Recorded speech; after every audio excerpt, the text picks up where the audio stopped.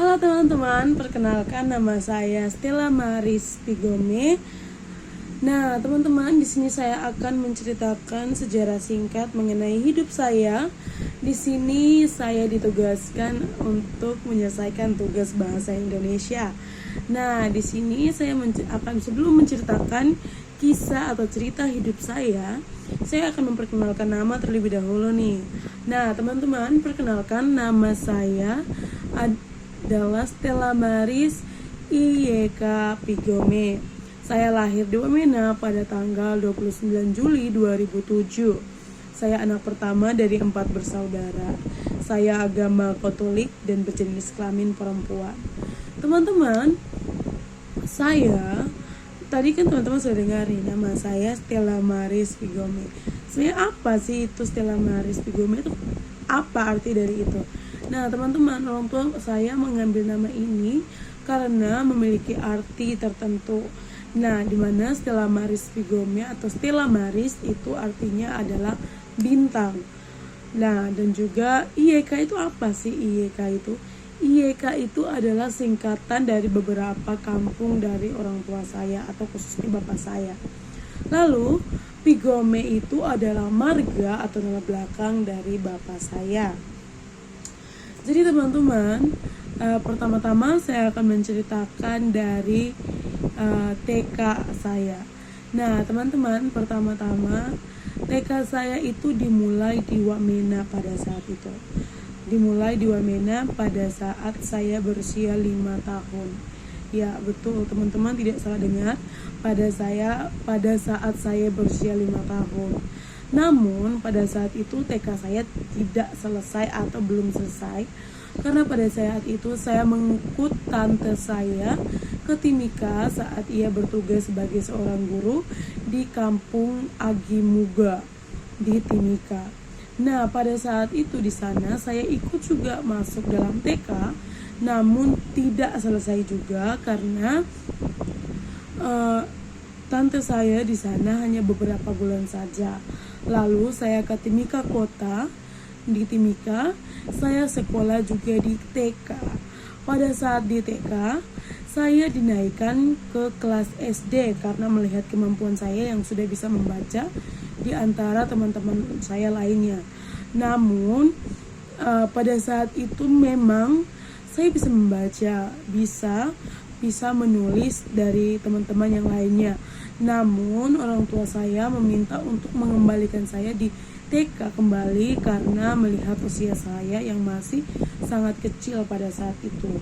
Nah, kemudian pada saat itu saya menyelesaikan TK saya di Timika, lalu saya kembali lagi ke Wamena pada saat itu untuk masuk di kelas 1.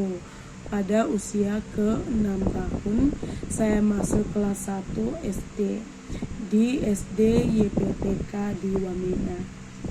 Nah, setelah saya SD sampai kelas 4 saja, kelas 4 semester 1 di Wamena.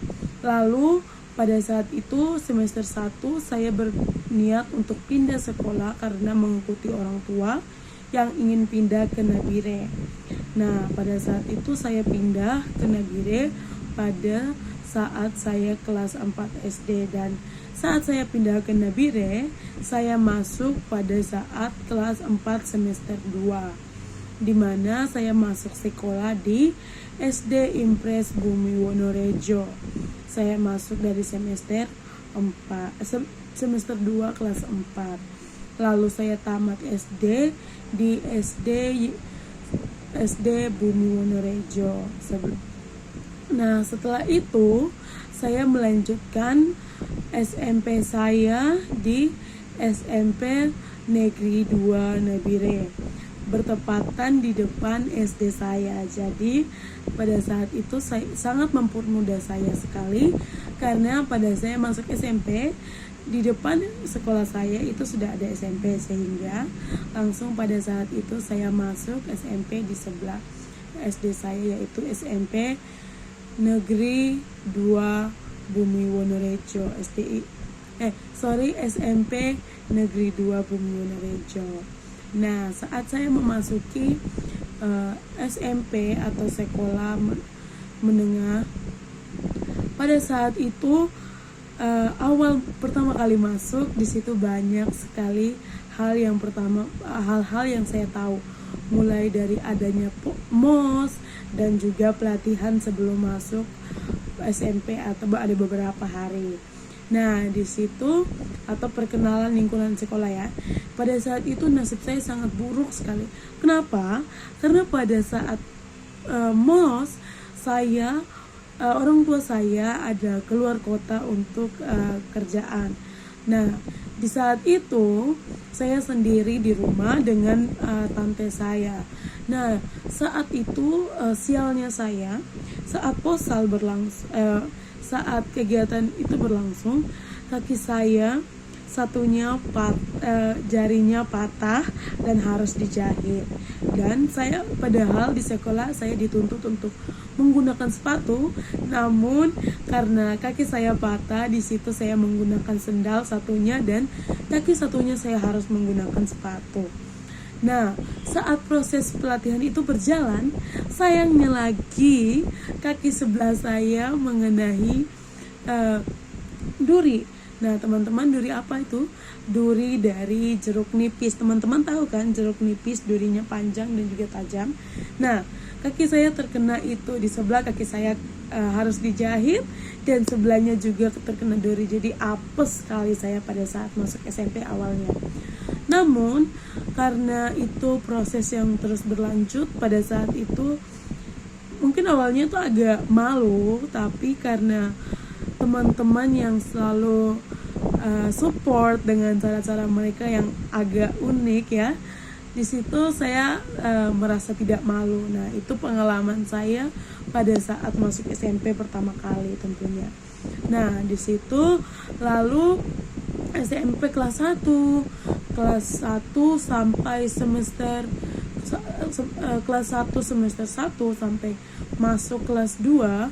Di situ sayangnya kami harus mengikuti materi atau belajar di rumah secara daring, karena pada saat itu COVID ada melanda Indonesia ya teman-teman.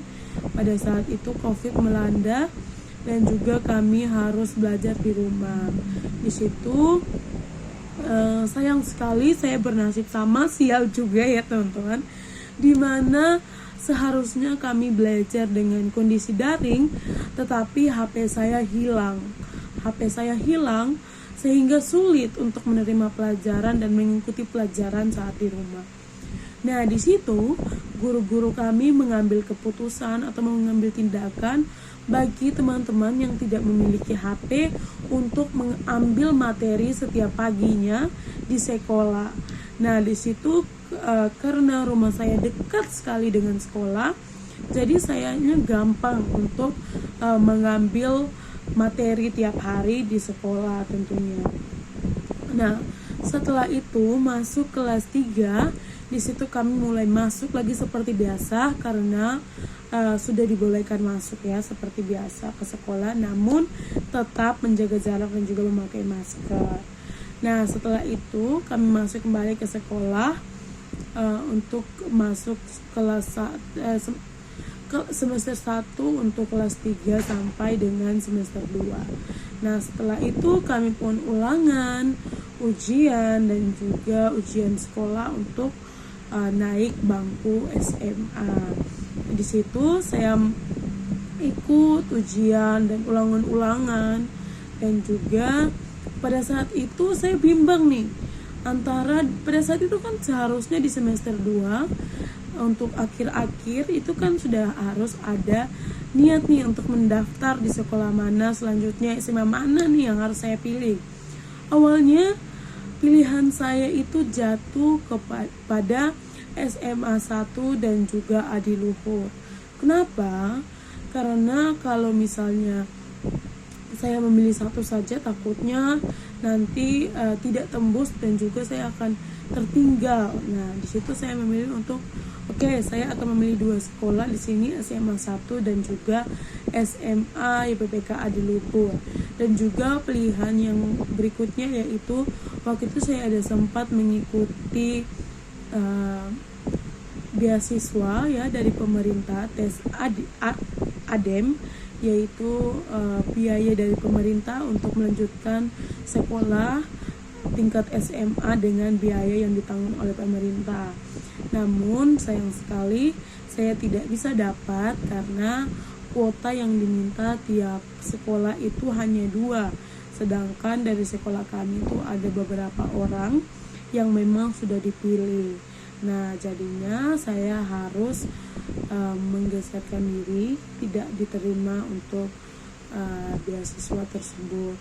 Nah, setelah itu karena saya tidak mendapatkan beasiswa, awalnya itu saya sedih sekali karena saya berpikir dalam hati, mengapa tidak saya saja yang mendapatkan beasiswa itu, kenapa orang lain. Tapi setelah itu saya harus terus berjalan karena pendaftaran sudah akan tutup jika tidak saya daftar secepatnya, sehingga SMA 1 saya tidak daftar dan saya hanya mendaftar di SMA YPPK Adiluhur pada saat itu. Lalu saya mengikuti proses pendaftaran. Awalnya saya bawa daftar, habis itu diberitahu bahwa kita akan bertemu lagi lain waktu untuk mengikuti ujian tertulis. Nah, di situ awalnya saya datang terlambat karena saya lupa hari yang harusnya kita datang itu.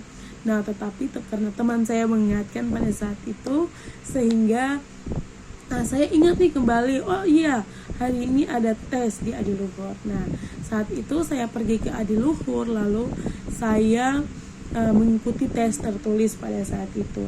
Setelah mengikuti tes tertulis, kita diminta lagi nih datang kemudian hari untuk mengikuti tes wawancara oleh guru. Nah, di situ saya ikut tes wawancara yang wawancarai oleh Bu Febi. Pada saat itu saya diwawancarai oleh Bu Febi. Lalu setelah wawancara, saya diminta balik lagi untuk mendengarkan hasil keputusan apakah saya lulus untuk masuk di SMA YPPK Adiluhur atau tidak. Nah, pada saat itu saya balik dan kembali lagi pada saat proses mau mendengarkan hasil. Dan puji Tuhan, saya diterima menjadi salah satu siswa-siswi SMA YPPK Adiluhur pada saat itu. Lalu saya masuk, setelah saya mendengarkan berita itu, lalu saya diberitahu lagi bahwa kegiatan posal atau pekan orientasi siswa pada saat itu akan dilaksanakan pada hari yang sudah ditentukan dan saya diminta untuk hadir pada hari itu. Nah, pada pertama kali saya datang di situ pada hari Sabtu ya. Pada hari Sabtu di situ saya mengikuti yang dinamakan dengan posal atau proposal atau pekan orientasi siswa. Nah, setelah itu pada hari Sabtu itu kami masuk, lalu kami diberitahu nih barang-barang apa saja yang akan kami bawa saat posal berlangsung, yaitu selama 1 minggu itu apa-apa saja yang harus dibawa. Nah, setelah itu kami pulang, lalu pada hari Seninnya kami datang kembali nih teman-teman, datang kembali untuk mengikuti posal ya, yang dipimpin oleh beberapa kakak-kakak Almici. Nah, di situ kami dibimbing dan dibina untuk mengenal lingkungan sekolah kami, apa saja yang ada, fasilitas apa saja yang ada di sekolah itu dan lain-lain. Nah, terus setelah itu kami pun lulus dari posal ya teman-teman. Setelah lulus dari posal, saya pun diterima menjadi siswa SMA YPPK Adiluhur. Nah, setelah itu kami para siswa-siswa baru diberi tanggung jawab nih untuk mengikuti atau menjadi panitia Ignatius Day. Nah, di situ saya berpartisipasi dalam saya menjadi salah satu anggota atau saya menjadi koordinator dekorasi. Jadi pada saat itu acara Ignatius Day, saya yang mendekor, saya dan juga teman-teman saya.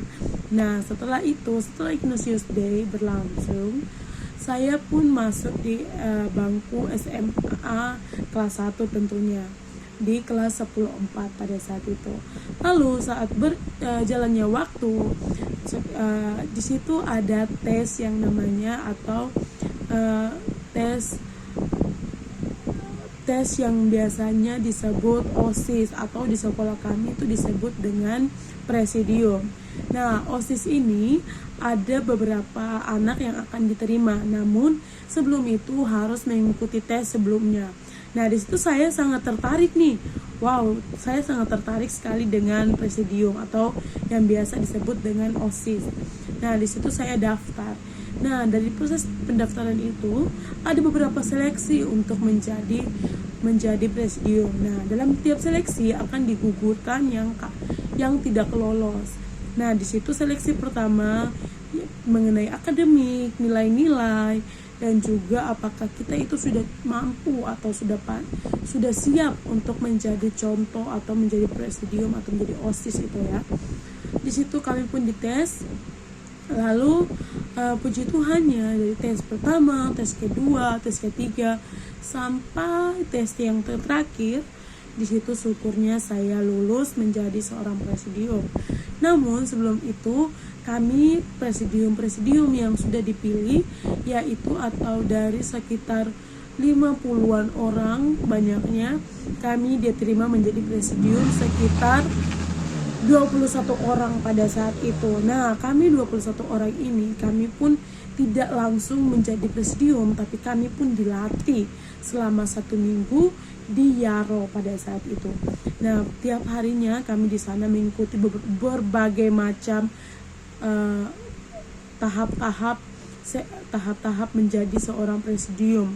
Nah, mulai dari mencari kerja, membantu orang, jalan di tengah-tengah hutan, lalu cara bagaimana memimpin, cara bagaimana berbicara, dan lain-lain. Kami di sana dites dan diolah dengan sangat-sangat baik agar kami dapat menjadi presidium yang baik tentunya. Nah, setelah itu kami pun balik dan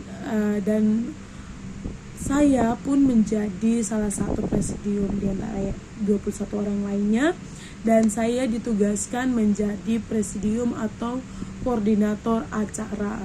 Koordinator acara di sini bertujuan sebagai di sini yaitu untuk menentukan nih bagaimana rundown acara yang akan dilaksanakan dan lain-lain.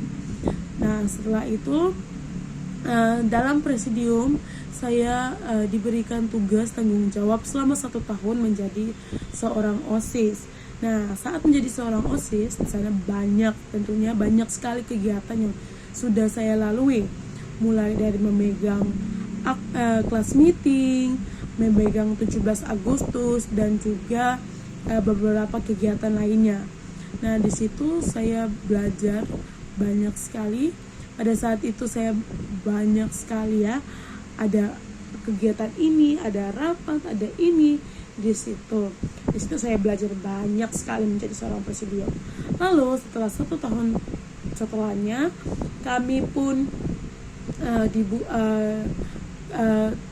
selesai dari tugas kami menjadi seorang presidium ya. Kami selesai menjadi tugas kami sebagai seorang presidium. Saat itu kami pergi ke pantai untuk perpisahan sebagai presidium lama atau presidium 2023 ya. Setelah menjadi presidium berakhir, di situ saya mengikuti beberapa kegiatan-kegiatan di sekolah, dari mulai tampil di acara open house dan juga tampil di acara Ignatius Day, menjadi alumni. Lalu saya juga mengikuti beberapa kegiatan yang sebenarnya diadakan namun dalam beberapa pelajaran. Misalnya kemarin ada kegiatan yaitu dari workshop ini adalah workshop kebudayaan dari seni budaya ya. Workshop kebudayaan ini ingin melestarikan tentang noken ya. Di situ saya mengikuti kegiatan seperti itu dan ada beberapa kegiatan lainnya. Setelah itu saya pun dari kelas 11 saya naik ke kelas 12 hingga sekarang. Lalu beberapa bulan yang lalu saya berulang tahun yang ke-17 tahun, dan saya merayakan ulang tahun saya dengan masak, tentunya ya, masak di rumah. Sebenarnya sih saya tidak ingin masak ya, cuman karena mama saya sudah masak, saya di rumah merayakan ulang tahun dan juga beberapa foto ya teman-teman. Oke teman-teman, itu sekian dari saya, sejarah singkat mengenai diri saya ya. Jadi dari kesimpulan yang ingin saya tarik di sini adalah, pertama-tama saya TK, yaitu yang pertama di Wamena, lalu pindah ke Timika di Agimuga, lalu dari Agimuga pindah ke Timika Kota, lalu pindah lagi ke Wamena. Nah setelah itu saya masuk SD dari kelas 1 sampai kelas 4 di Wamena, lalu semester 2 pindah ke Nabire, lalu masuk SMP dan juga SMA sekarang ini. Oke teman-teman, itu dia sekitar itu sejarah singkat mengenai diri saya. Terima kasih dan sampai jumpa. Dadah.